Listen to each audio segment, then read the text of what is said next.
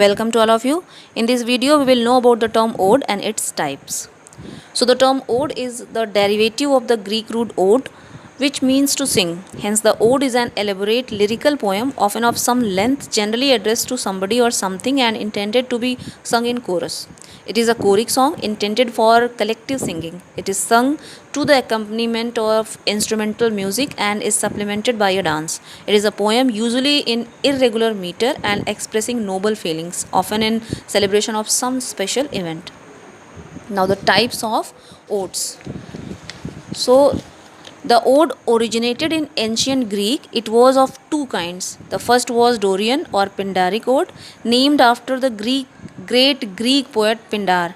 The other kind was called the Lesbian or Horatian ode, which had its origin in the odes of the Greek Sappho, 7th century BC, and Anacreon in 6th century BC, which was imitated by the Roman poet Horace. So, first type of ode is the Pindaric ode. The Pindaric ode was named after the Greek poet Pindar. It was originally chanted to the movement of the dance in a specific manner. It was based on an unit composed of three metrical sections called strophe, antistrophe, and epode.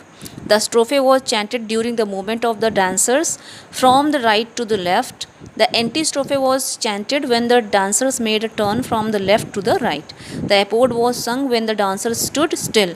Ben Jonson translated the terms strophe, antistrophe, and epode as turn, counter turn, and after song, respectively.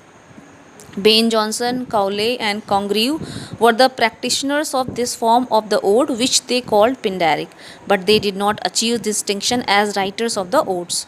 The outstanding examples of this type of ode are Gray's The Progress of Poesy and The Bard. Second type of ode is the Lesbian or Horatian ode. The Lesbian ode was so called because it flourished originally in the islands of Lesbos.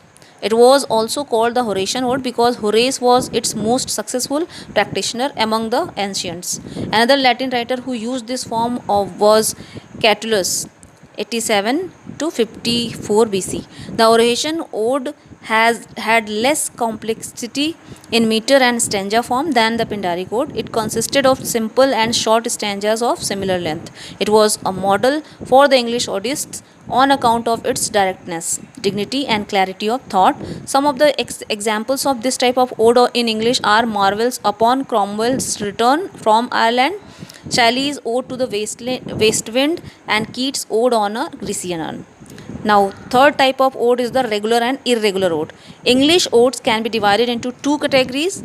Third type of ode, we can say that English ode, and it is divided into two categories, regular and irregular ode. The odes of Shelley and Keats are the best examples of the regular ode. They contain a number of exactly similar stanzas in respect of metrical arrangement.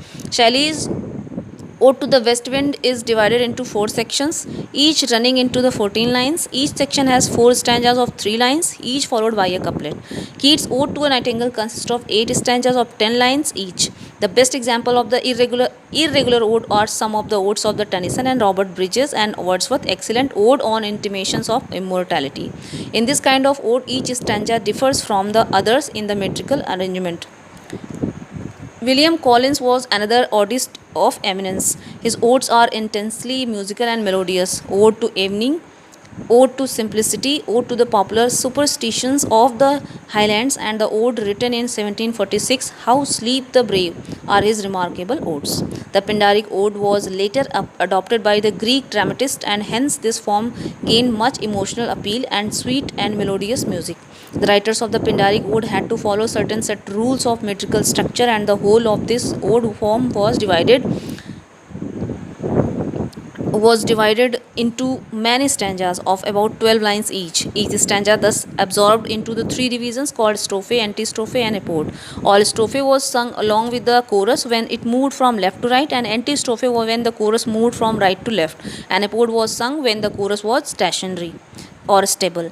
The strophe and antistrophe were of 12 lines, while the epode contained 17 lines and each line varied in size and length, some being of 8, some of 10, or some of even 12 syllables. Irregularity in the metrical length of lines is also to be noticed there, but it is not any essential trait of ode.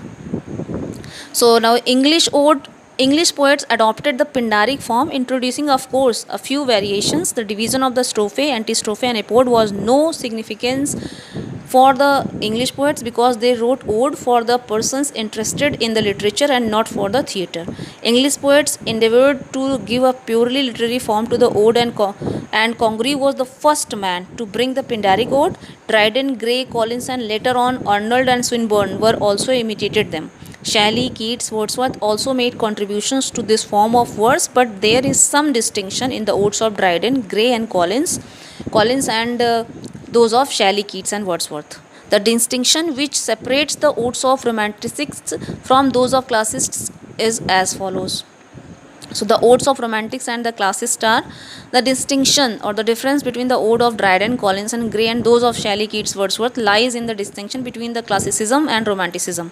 Wordsworth's Immortality ode is irregular in its metrical structure. Only a faint regularity is marked in the alterations of short and long lines, but the passionate frenzy of thought carries us successfully through the irregularity of its metrical structure. His ode to duty is written on the lines of Gray's ode of adversity, and the didactic tone of Wordsworth has much commonness with that of Gray. Gray does honor to the benign character of adversity.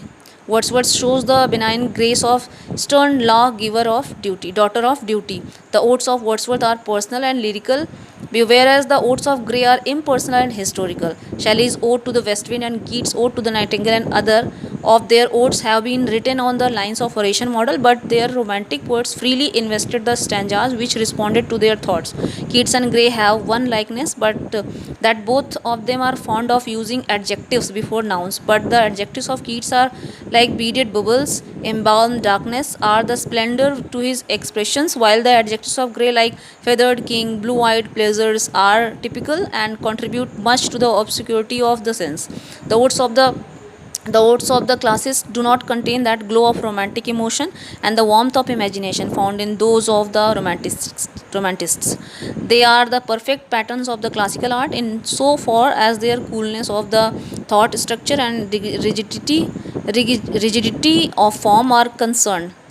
In other in no other poet of the classical temper and barrenness of the poetic thought and poetic sentiment has reached too extreme as in Dryden. This statement can be put to be tested by examining the odes of Dryden and more particularly his Alexander's Feast, which simply abounds in metrical virtuosity. The attribution of allegorical meaning to the odes is the craft of the Romanticists, and the ode through West Wind by Shelley is the most perfect specimen of the allegory. The prominent characteristic of an ode is that it is capable of giving high poetry. The odes of Keats richly abound in this quality. About the ode of Keats, Bridges writes that if we rank them